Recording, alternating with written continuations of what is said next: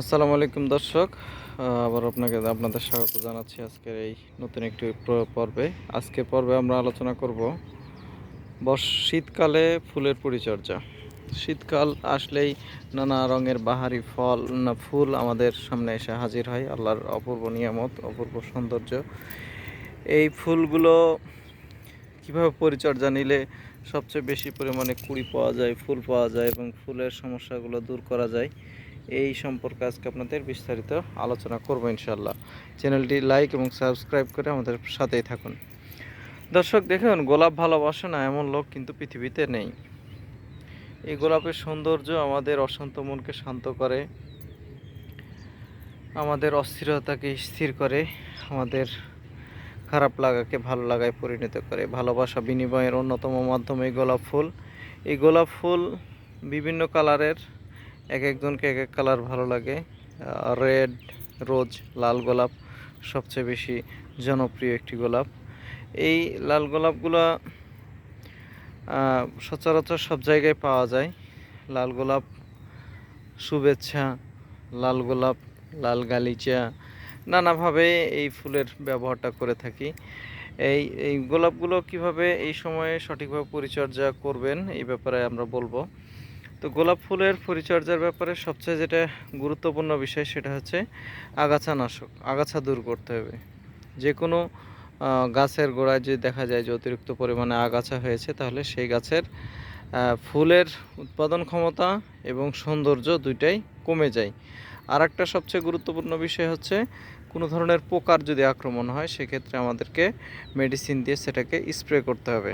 এখন কীটনাশক আর মধ্যে যদি ছত্রাক হয়, সেক্ষেত্রে আমরা ছত্রাকনাশক যে সমস্ত ওষুধগুলো আছে সেগুলো ইউজ করতে হবে।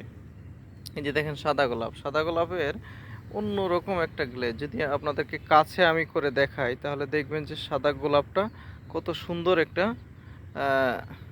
প্রতিফলন। কারণ কি, সাদা আলোর মধ্যে প্রতিফলন ক্ষমতা সবচেয়ে বেশি। দর্শক, এই যে ফুলের কুড়িগুলো অনেক সময় নষ্ট হয়ে যায়। কি কারণে নষ্ট হয়? এটা নষ্ট হওয়ার অন্যতম একটা কারণ হচ্ছে পোকার আক্রমণ, এবং ছত্রাক যদি অতিরিক্ত পরিমাণে হয় তাহলে সেটা ফুটে না। আর যদি ঠিকমতো পুষ্টির অভাব হয়, তাহলে এ ধরনের সমস্যা হতে পারে। দেখুন, এইখানে এই যদি আমি এই ডালটা আপনাদেরকে দেখাই, সেখানে 1 2 3 4 5 5টা, তাহলে এই গাছে যদি 5টা কুড়ি একসাথে যদি ফুটে, তাহলে দর্শক চিন্তা করেন কত সুন্দর একটা পরিবেশ সৃষ্টি হবে। এইটা কিন্তু অনেকটা গোলাপি রঙের। এই রোজটা আমাকে খুব ভালো লাগে, কারণ এটা সচরাচর খুব কম দেখা যায়। এই কালারটা একটু আনকমন। দর্শক দেখেন, এই যে নিচে গোলাপ যে শুধু গাছে থাকলে ভালো লাগে তা কিন্তু না। গোলাপ যখন ঝরে যায়, কারণ প্রত্যেকটা জিনিসের একটা আয়ুকাল থাকে, যখন ঝরে যায় এই নিচের জায়গাটুকু দেখেন কত সুন্দর। কারণ সে গোলাপ তার সৌন্দর্য তার একবারে কুড়ি থেকে শুরু করে একবারে সে ঝরে পড়ে শুকায় যাওয়া পর্যন্ত সে কিন্তু সৌন্দর্য বিতরণ করে।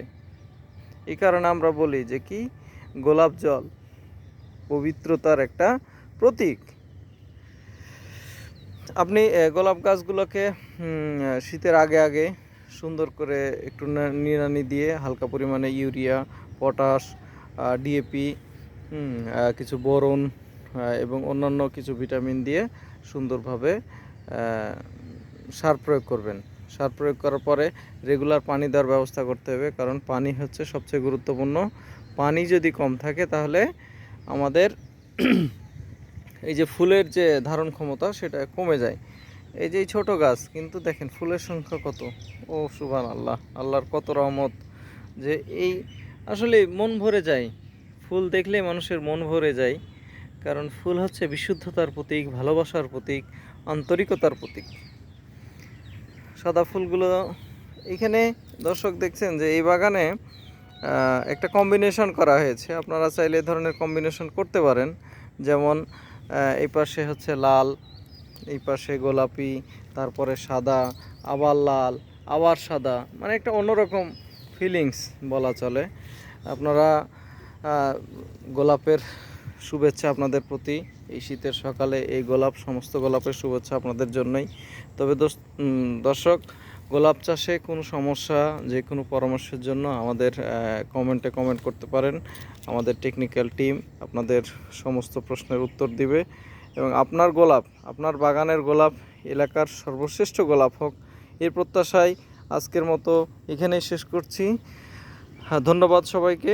কৃষি আমিষ ইউটিউব চ্যানেলকে সবাই সাবস্ক্রাইব করবেন, লাইক এবং ফলো দিয়ে রাখবেন।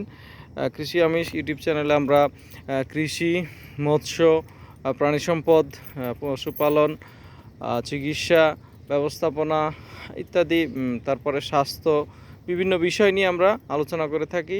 আপনাদের যে কোনো পরামর্শে আমাদেরকে ইনবক্স করতে পারেন। যে কোনো কিছু জানার থাকলে আমাদের সাথে সরাসরি যোগাযোগ করতে পারেন।